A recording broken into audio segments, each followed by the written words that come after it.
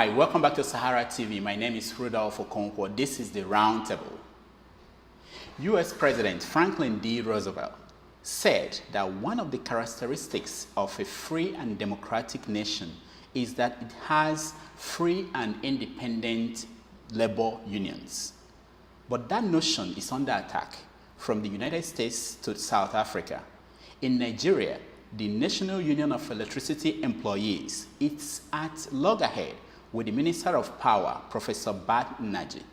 Today, on the Roundtable, we have Mr. Joseph Ajero with us. Joseph Ajero is the Deputy President of the Nigerian Labour Congress and the General Secretary of the National Union of Electricity Employees. Mr. Ajero, welcome to SaharaTV. Thank you very much. Let me start by asking you, on Thursday, 34 striking mine workers in South Africa were killed when police opened fire on them. As a labor leader, what are your reflections on that incident, and is there any lessons to be learned by your own union? Yeah, the lesson is obvious that in the contest between capital and labor, that capital will go to any length in making sure it imposes its will and it maximizes profit. That's a clear lesson. Now, can you explain for our viewers what is at the core of your dispute with the Minister of Power, Professor Bat Nnaji? First and foremost, we have this problem of conflict of interest on the person of the minister. And that conflict of interest led to a series of clash between us and the minister before he became an advisor and later minister over his bid to take part of the power holding company of Nigeria and run it without due process. That was the first problem. But the major problem now is the problem of settlement of staff entitlement pre-privatization. And in trying to do that, rather than pay what is agreed in the condition of service of the staff, rather than pay what people even in June this year collected at retirement, he decided to cut it by almost 50%. And this is not acceptable. Now, what is this amount? Because in the paper we see figures like 8 million naira for each worker. What is the actual amount, and how much is the new amount that he's willing to pay? The actual amount is not determined, but there is some level of fixation on the part of the minister, who said government has provided 144 billion for the settlement of staff. And we have said, let us look at the condition of service. Let us look at the entitlement of the workers. For somebody who has worked for 10 years, 20 years, what is he entitled to? At the end of the day, if you calculate it for over 50,000 staff in the sector, we should come to the point of the actual amount, depending on what we agree on. If it is more than what they budgeted for over 50,000 staff in the sector, we should come to the point of the actual amount, depending on what we agree on. If it is more than what they budgeted, fine. If it is less, fine. But when you have a fixated mind, this is what I'm going to give you, contrary to the condition of service, contrary to employment relationship between you and the workers, it creates a lot of problems. So he is brandishing figures.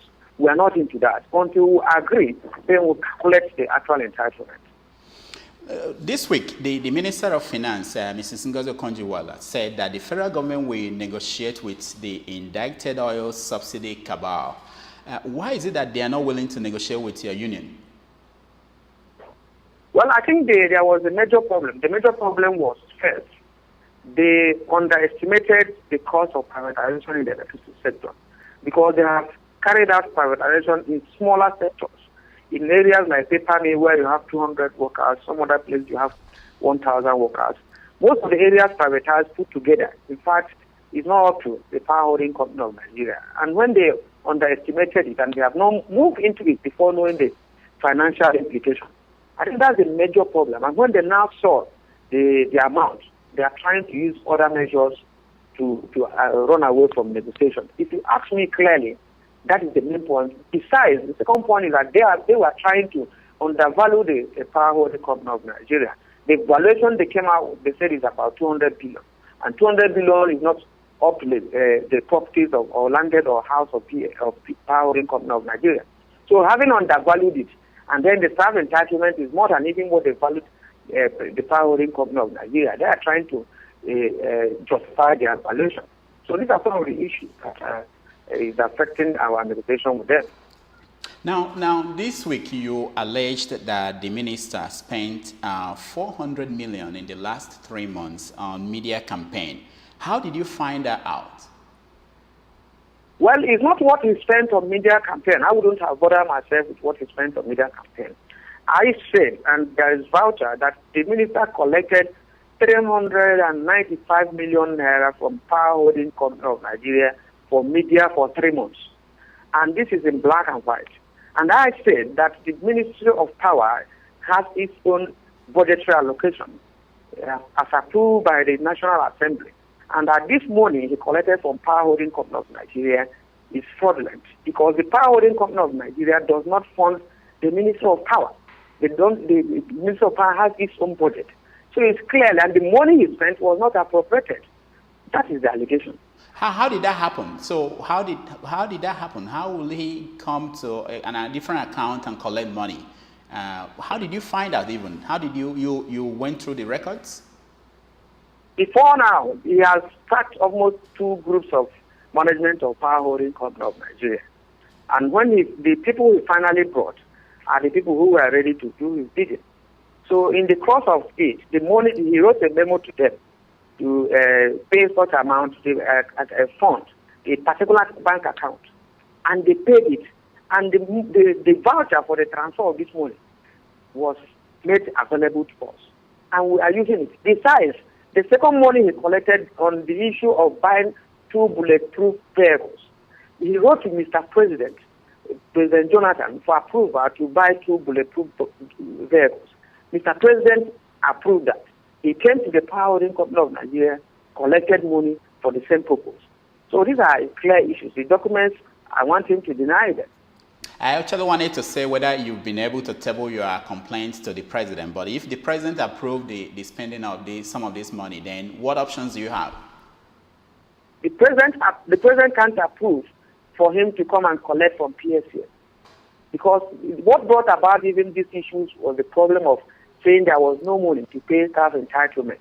And we now realize that government appointees, including the minister, were busy moving out money for flimsy reasons. Because when he moved about 280 million for the army, and we were shocked because the Nigerian army, they have their own budget from federation account. So there was no way another agency of government would be funding it. So if he got the approval from the president to collect money from PSN, I think we need that approval. Now, are you taking this case to the National Assembly or the courts? What are the options for the union? The 2 options, we have to explore them, and we're exploring them already. Now, even though all you've said made sense to viewers, do you understand why most Nigerians are not having any sympathy for your union? Which sympathy? They don't need to have sympathy for my union because we don't deserve sympathy from them. What we did is to ask for our entitlement, and it is not neither our entitlement or past situation. Any worker that works for 5 years, 10 years will have the entitlement. The issue of sympathy shouldn't come up. However, we shouldn't mix it up with Nigerian government providing less than 4,000 megawatts of electricity to Nigerians. So if you have given us a vehicle without fuel, there's no way we could move that vehicle. So whether the Nigerian people are not understanding it from the point of view that the 3,000 megawatts, 3,006 megawatts given to electricity workers is what they are distributing and transmitting to Nigerians, then too bad. Now, we hear this report that there is an improvement on the supply of electricity across Nigeria or some parts of Nigeria. Is it true, and why is that, if it's true? Well, the improvement is not carried out by Professor Batimajo or anybody because they don't work in power stations, they can't even climb the electric pole. If there's improvement, it's from the workforce. However, by this time of the year, every year, because there is this water level in the hydro dams, when the water level improves, the dams do very well. So the power situation improves. So what we needed was for him to give us a relative analysis of the improvement this year and improvement last year. By this time of the year, generally, we have this improvement. And there was equally an agreement that the gas supply has improved. So already we have a store capacity of nearly 7,000 megawatts. So if we have that installed capacity and gas situation improves, water level improves, then definitely the power situation will improve. Now, the Nigerian Labour Union joined this crisis now on your side, and they are saying that the minister should listen to you and negotiate. But since Nigerian Labour Congress aborted the January Occupy Nigeria movement, do you think that Nigerians really care about what they say now? Well, the issue is that as the deputy president of the Nigerian Labour Congress, and then when we met at before the January project, our aim wasn't to occupy Nigeria, and I say it without contradiction. Our aim was for reversal of the fuel pump price. And when we moved on, it is true we did not get the total reversal to 65 naira. We got it reduced from 141 naira to 97 naira. It marked improvement. And then we felt that after this probe, which is now revealing a lot of things, that there was actually no subsidy. And that should have constituted the second phase of our struggle to demand for total reversal. So there was no resolution of the Nigerian Labour Congress to go into Occupy Nigeria. If that was the resolution, some of us would have stood by it. No, of course we know. But what we're saying is that during your negotiation with the government, the steps you took led to the end of that movement. And now that you are saying that there is need to actually go to a second phase because you found out there was no subsidy. What are you doing about that in the larger context? Because if you want the Nigerian people to actually come back to support some of the issues that workers are facing in Nigeria, resolving the bigger issue of the Nigerian environment will have been a good way to start. Yeah, the issue is that if today we may have 4 million people who constitute the labor movement, and in a country of about 160 million, the other people should have a voice. And when you join these voices together, we are going to equally address the issues that affect the Nigerian larger society. So if we leave the whole problem to the 4 million people who are in the movement, I think it usually creates problems. There should be a synergy. And I agree with you 100% that there is need to go to this second phase. But from the labor movement, we have come up with statements asking that even the corporates in this subsidy fraud be prosecuted. And then it takes the decision of the National Executive Council of the Nigerian Labour Congress to determine the next phase. So at the last next meeting, it was resolved that all the corporates should be prosecuted, and we are to meet again to decide the next line of action. Now, critics of your union, and they are very, very many, and they say things like that your members are in bed with generator importers. I want to give you the chance to clear that out. Is there any relationship between workers of the electricity companies and generator importers into Nigeria? Well, if you realize, since this issue of demand for the payment of workers' entitlement, the government and, in fact, Professor Batinaji has tried to criminalize the agitation. He said the workers are in line with, they are working with the generator importers. He said workers are terrorists. He said workers are outlaws, and so many other things. So these are allegations that a state, in most instances, will mischievously level against its workers, against its citizens. I want to say that during the time of President Obasanjo, the major importer and provider of generator to the villa was Professor Batinaji. So he is in that league. And if there's any relation between us and the importers, I think they should make it public. Why is this relationship so vicious? Why is it? It hasn't been like this before. Is it because electricity is very important to the country, or is it because that there is a reform going on and people are opposed to those reforms? What is really going on beyond what we know on the surface?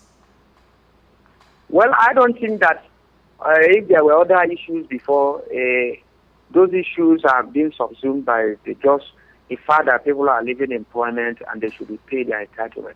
Prior to now, the issue of reform and the nature of reform, some of us have raised our views, and it's not hidden about them. We have raised our doubts about them, about a state, where you have over 150 million people trying to hand over the 4,000 megawatts to those close in power, and then allowing the citizenry to suffer under the regime of tariff adjustment, tariff increase.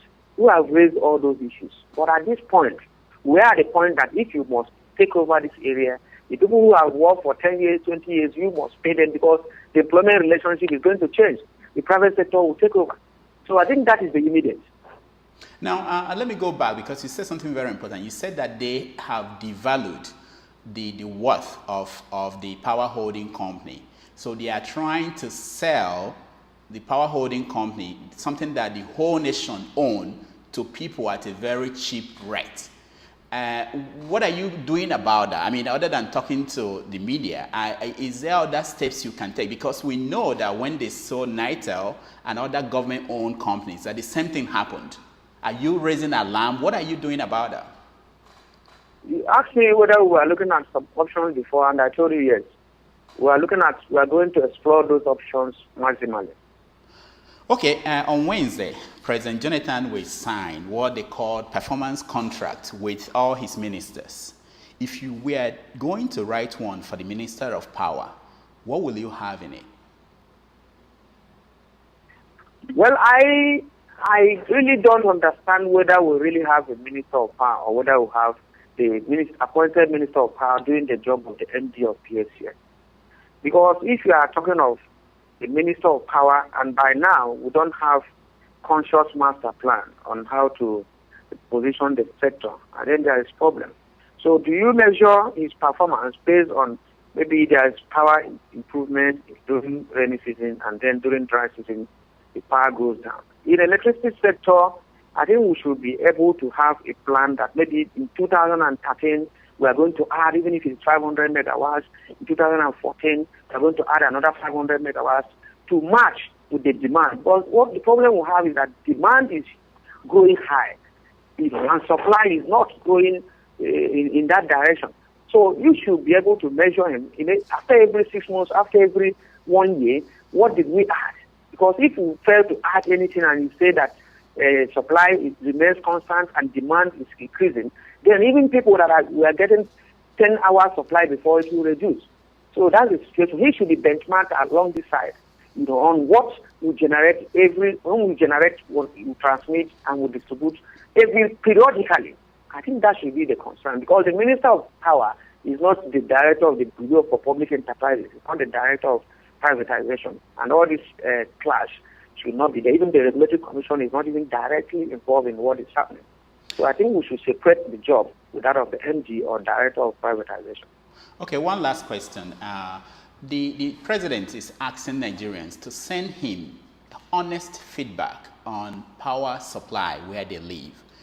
What is your honest advice to the president on the situation between the workers and the Minister of Power? Yeah, my advice is that we should go to the table. We should bring all that we have to the table. And this idea of grandstanding, that where the minister says there's no going back, there's no reversal, and whatever he gives is final, and he's using soldiers to even make people to sign off their entitlement. He's using soldiers for people to collect whatever he wants to give to them at gunpoint. Mr. President should not encourage this, especially coming during the civilian dispensation. I think we should go to the drawing board, to the negotiating table, and look at all these issues dispassionately and resolve them once and for all without putting the people on necessary tension. That's my honest advice to him, and do the needful. All right, Mr. Ajero, thank you so much for coming on Sahara TV. Thank you very much. Thank you very much for your concern.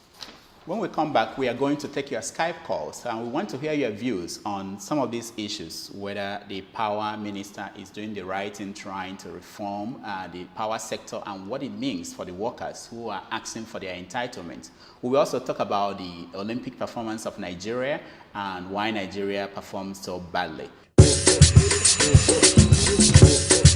this.